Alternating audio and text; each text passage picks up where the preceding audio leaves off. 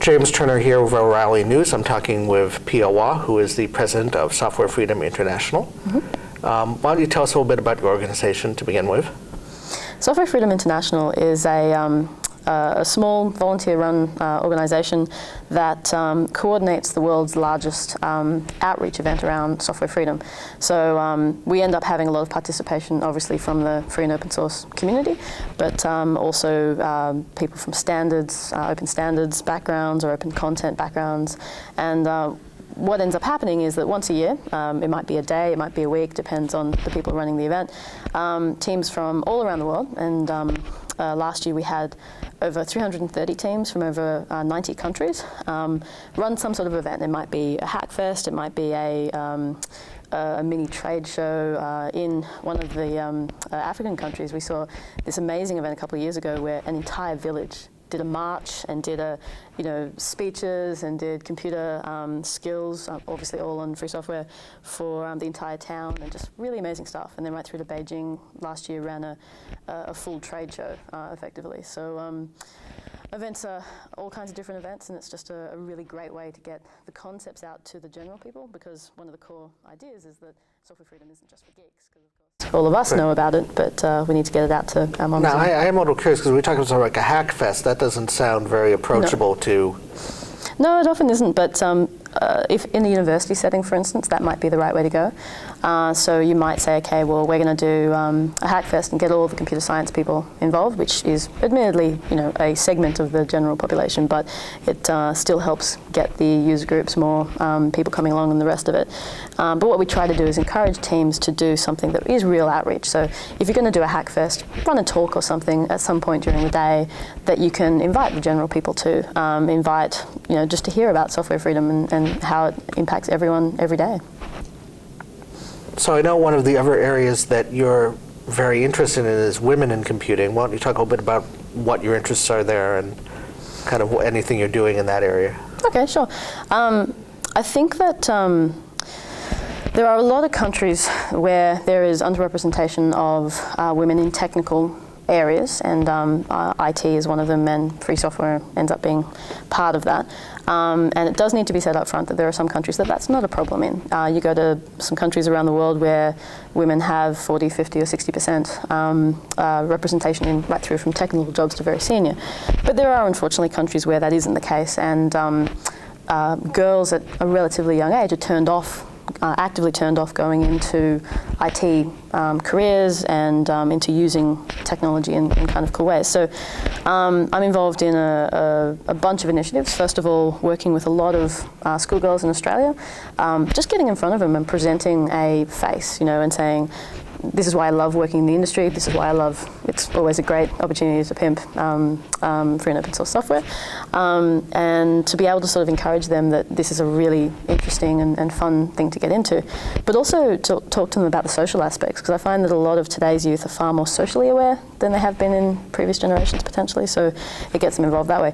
I just recently came from a meeting in Norway, just before OSCON actually, where we had 22 women from 16 countries talking about not only getting women into IT in terms of careers and that sort of thing, but also figuring out how to make technology more accessible to women, particularly in countries where they don't have access through lack of education or lack of technology or lack of whatever else, which creates that gender divide in many cases. So, for instance, in Uganda, one of the women was from Uganda, and she was talking about how just general internet access, they pay, I think it's $100 a month for a 64K link. And so, a whole bunch of the stuff that we all take for granted is just impossible to do. So coming up with strategies to help empower, I guess, women in those circumstances. Isn't that why, not to get too off topic, but isn't that why a lot of those countries are going straight to sell technology, because the landline is just insane? Yeah, absolutely. What I think is really exciting about a lot of the new technologies coming out is that the people of those countries don't have to wait for their governments to put in place ridiculously expensive and time-consuming infrastructure to be able to get online and doing stuff. In fact, she was saying that if we set up a blog network, for instance, with all the kinds of cool stuff that we can do in that area, then we'd have to make sure that there was an SMS gateway and an email gateway, because those are the two ways people are doing things. And a lot of the a lot of the women actually basically get their children to SMS each other, who then talk to the mothers, to do basic communication throughout the village and between villages and stuff. Oh, it's just incredible. It's tell Rudy to tell his mother. Yeah, right. It was amazing. So that was really cool stuff. Do you find that the gap between male and female IT presence is a first world, third world type of divide? No, not really. I think that there is definitely a gap between Western and non-Western, what we think of Western societies, and non-Western societies. I mean, some of the countries with a lesser gap are in Asia and the Middle East, for instance. And having said that, some of those countries are a large gap as well. I mean, Malaysia is always my favorite example. I was very embarrassed about 4 years ago when I went to, or 5 years ago when I went to the WSIS conference when it was in Geneva, and went to the Malaysian stand. It was mostly women, and I sort of went up and asked a few questions, and they were like, "Oh yeah, we've got about 50%, 60%, and right through from most technical to most senior." And I said, "Oh wow, we've got, I think it's about 15% and dropping." And they said to me, "Oh, we thought Australia was a really advanced country." And I went, "Oh, shame," you know. But do you happen to know how the US is doing these days? I think it's a little better than Australia, but it's still down around, I think, around the 15% and less and stuff. Australia's down, I think, around 12% or so now. But yeah, and part of that is because negative stereotypes and people seeing IT as a career is not something that you know, is fun or interesting, all this kind of stuff. And plus there's a whole bunch of groups, and unfortunately some women groups, who get up and say, "Oh yeah, we think more women should go into IT because it's a non-traditional role." But every time they say IT is a non-traditional role, they're reinforcing a disinterest from the girls. Right, it's the old Barbie that says math is hard. Yeah. And it drives me nuts when you go to a McDonald's, they still ask you, do you have a boy or a girl? Yeah. When you get a Happy Meal. Yeah. You mean my son's not allowed to want to play with the pink Barbie? And Yeah. Daughter can't play with a truck. Actually, here's a very quick and very funny story for you that I think demonstrates some of the issue. My mum was a tech, so I've been brought up with technology and had a very good role model, and I didn't even realize there was any sort of discrepancies in or difference in I guess the gender before I went to the workforce. But I was 4 years old, and she brought home two presents, one for me and one for my brother. And my brother's present was a truck, and my present was a doctor's kit. Now, by the age of 4, my only influence is my family, their friends and children, childcare, and TV. Okay, so I haven't started school yet, per se. And I burst out crying, and she said, "Why are you crying?" I said, "Oh, you've bought two presents for my brother, Tui, and which means you don't love me." And she said, "Why don't you think this present is for you?" And I said, "Because women can't be doctors." Where did I pick this up? In Australia, you know, not that long ago. So there's, I think, a lot of things we need to look at in terms of the subtle things that are influencing girls and boys, because there's a huge downturn in boys going into IT as well. So we need to look at both of those. I'm curious because I know that when you look at, I'm going to pick on a country because we see a lot of them. There's obviously a lot of Indian H-1Bs who come into the United States. It seems like a lot of them are women. Are we getting kind of, is that like their option is to come to the U.S.? I know that there are, especially in smaller villages in India, a lot of pressure on women not to go into these types of careers.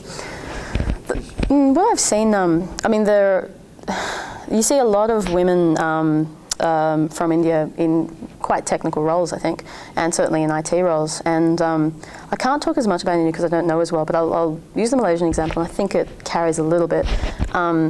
Women, it's expected that women do science roles, science and IT. It's expected that men do art. And so if you're a woman and you go to do photography or journalism, that's a little bit odd. If you're a man and you go to do science and technology, that's a little bit odd. Now, that's more the case in Malaysia, and obviously things are changing over time, but we certainly see a lot of women coming out of India in highly technical roles, and they don't see, the whole gender issue doesn't even come up with them, so I can only imagine they're not really dealing with that as such a big gap back home. So. Now, you'd also mentioned the Middle East, and that kind of surprised me because I know outside of Israel, which doesn't seem to have much of a gender issue at all as far as I know, obviously when you get to countries right around Israel, there are a lot of restrictions sometimes placed on the roles that women can get into. Are there examples in the Arab world of? Well, the funny thing is that the countries in the Arab world vary quite dramatically, and you get a lot of women in. Women are expected in some of the countries, and I won't say the more extreme countries, I guess, but generally women are expected to have a fairly high education. It's actually the same in India and in Malaysia and in a bunch of countries where women are expected to have a degree, to be doing work in prestigious areas, and if they get married and put that down or keep going with it, that's not really the problem, but they're expected to have that stuff to just as part of their education. So I don't know, I see some of the countries and some people coming out of some of the countries really pushing hard on some of the expectations that we have, because in the Western media we see a very slanted view, I think, of a lot of these countries, and I think that the reporting on some of the conflict happening over there, when you compare that to the people on the ground blogging that you can go and read at the same time as the media coverage, you can very clearly see that there's a bit of a disconnect between sometimes what we're seeing and what's actually happening. So. Now, I know you're also involved with the OLPC effort in, is it Australia and New Zealand? Australia and the Pacific, and not so much in New Zealand at this point. So I've helped create OLPC Australia, which is a new organisation, obviously working very closely with OLPC. And what we wanted to do was to help get the purchasing power that you need to get OLPCs and to have a sustainable delivery and support around the project into the Pacific in Australia. So really focusing on the most needy children, but also by looking at the region as a whole, we can start to say, okay, well, how do we do equity sharing? Because obviously there's some rich nations and some not so rich nations. And so where there's there's 10 trials happening in 8 countries throughout the Pacific at the moment, and all of this is available on the OLPC wiki. You just look up Oceania on the wiki and you'll go to the OLPC Oceania page and see it all. OLPC Australia are helping support those trials. So I'm actually going myself to Niue, a tiny little island just north of New Zealand, to do the world's first 100% saturation of OLPC. So 500 children, all of them are getting a laptop, which is really cool. And but we're also looking at doing trials in Australia, and we'll be working, with people, I'm sure, in New Zealand at some point as well. But we're not focused directly on that at this point. And the great thing is that you can have the skills and the competence and the sharing of knowledge throughout the region, and also the sharing of equity, because whatever you can sell into countries like Australia, you can share that money throughout countries that don't have access to it. So. It's a build-up of skills, a build-up of competency. And I mean, imagine having the children from all these different countries being able to connect to each other and have that cultural exchange. Yes, but some of the island-to-island distances are too far for a mesh, but I guess you... But there's actually an existing project that's already happening and still in the process of being rolled out, called RICS, where they're actually rolling out wireless and internet connectivity to all the islands, right? So OLPC is being rolled out almost in tandem with that. So they will actually all have internet connectivity, which means we can set up a Jabber server and have them all connecting via Jabber. So. Now, have you got any machines on the ground yet? There's rollouts already happening in the Pacific. There's, and again, just check out the wiki, but there's, I think 3 or 4 countries have already had the trials rolled out. There's a couple of trials happening, being rolled out in Australia at the moment that I unfortunately can't talk about right now, but they're being kicked off fairly soon as well, and we're really going to be launching a big community initiative over the coming probably month to really pull together the hacker, implementer, volunteer, teacher, community in Australia and the Pacific. We want to make sure that the teachers and admins in the schools where this is happening have a good support base, but also the people who just want to hack or just want to get involved have a way to get involved. What has been the experience so far? It's probably very early days in a lot of these pilots, but if you go look on the web, there's starting to be what seems to be some fairly significant negative reviews and negative commentary about the OLPC, and I don't know what all the motivations are and how much of it is minor disappointments being made into larger things, but is there any anecdotal even evidence now of how it works in the field? So first of all, there's some much, much bigger and more established trials that have happened around the world that there's some really great evidence from. I think Peru is a really good example, and people can go and find that documentation, and it's been quite good. There was a great report that came out of Nepal and a great report that came out of the US, actually, of a trial in the US. And both of those reports were very, very positive. The Nepalese, and both of them had different kind of feedback because they were different sort of students and different cultural expectations and such. But both of those reports are available, and both were actually quite good. Now, what I've seen on the ground, because I've been doing, so personally I've seen initial trials and initial work with some of the students that I'm working with in Australia, and obviously I'll have much more to talk about after I go to Niue, but is that the first thing that you need to do is say, this is not a normal laptop. Because the first questions are, oh, can I do this, can I do that? So you need to first set the expectation, this is something different. And when you show it to the children, they just run with it. They learn how to do stuff really fast. They really enjoy it. They sort of open the chat, and then one will go to, the other end of the school, and they're still chatting, and then they'll send a photo.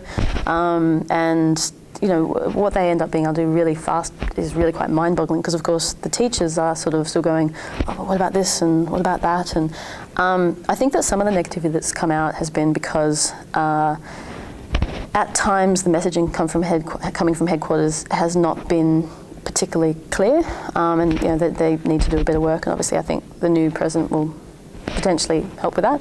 I don't know.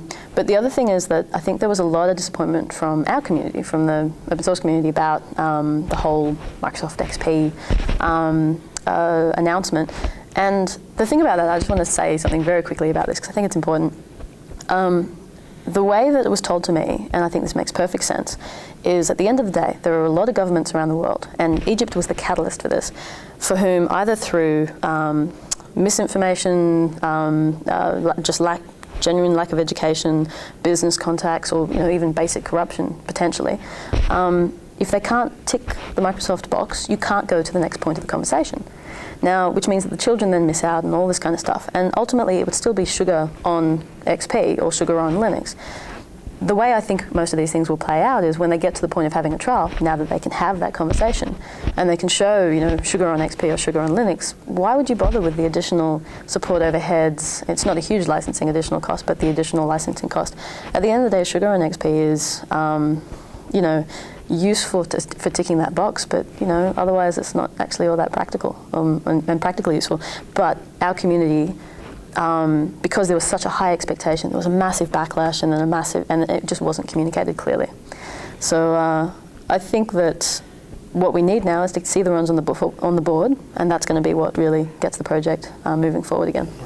The other interesting question I actually have an OLPC. Oh yeah. I was one of the give one, get one folks. Fantastic. And I suspect, as with a lot of folks, it didn't take me very long to say, I want Ubuntu on this. Yeah. Upgrade. Do you anticipate that being something you're going to see, when you get to be a high school student and you still get your OLPC, that there'll be kind of like an upgrade path, because Sugar takes you so far, but it's not a full robust operating system for everything. Like you can't bookmark web pages.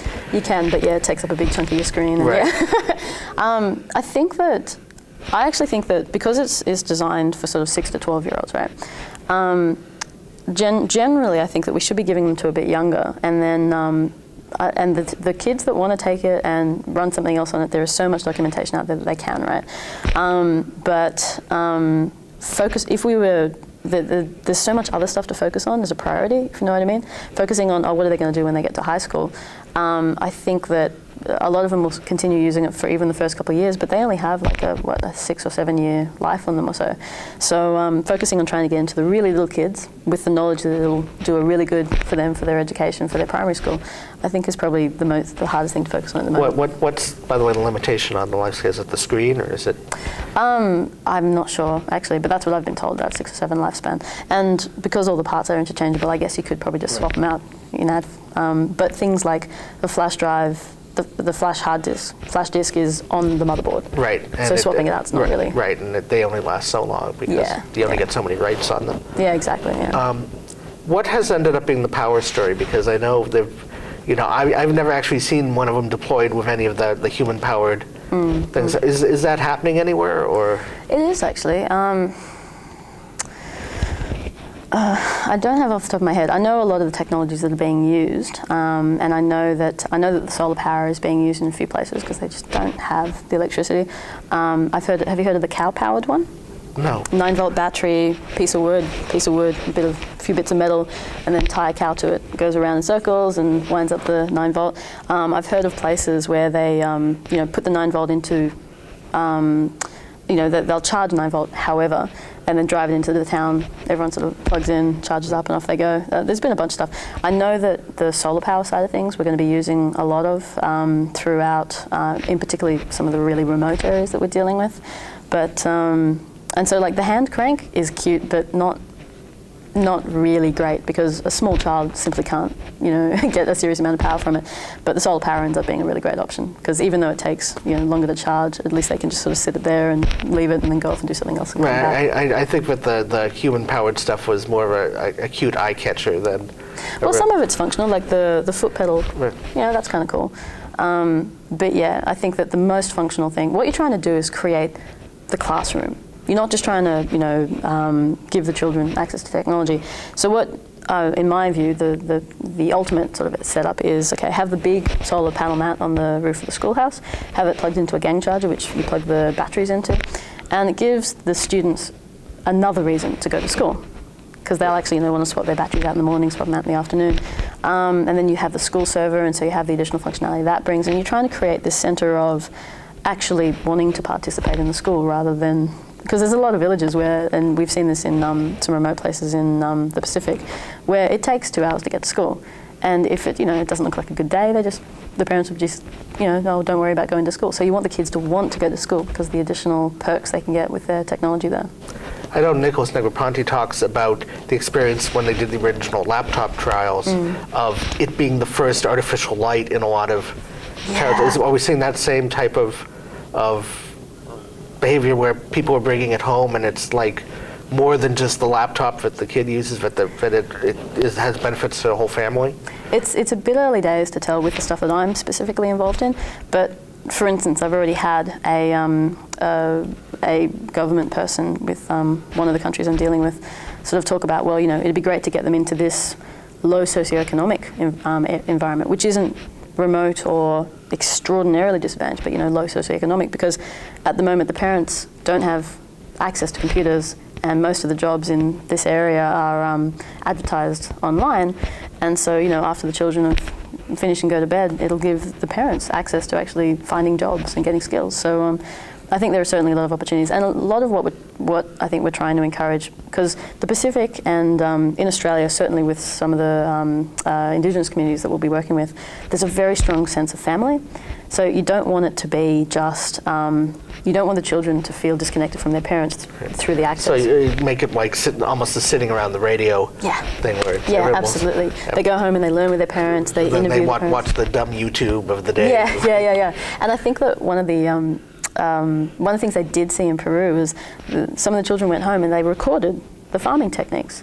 And so suddenly then there was the ability to then share that with other farmers. And so, there's health, there's farming, there's all kinds of areas that they can actually, and just culture as well, documenting the languages and the stories and the interviewing the grandparents and that kind of stuff. They can actually do that now. And not only do it, but share it with their friends and share it with the world, ultimately. So I think this is providing this opportunity for knowledge generation and sharing that we just haven't seen for ages.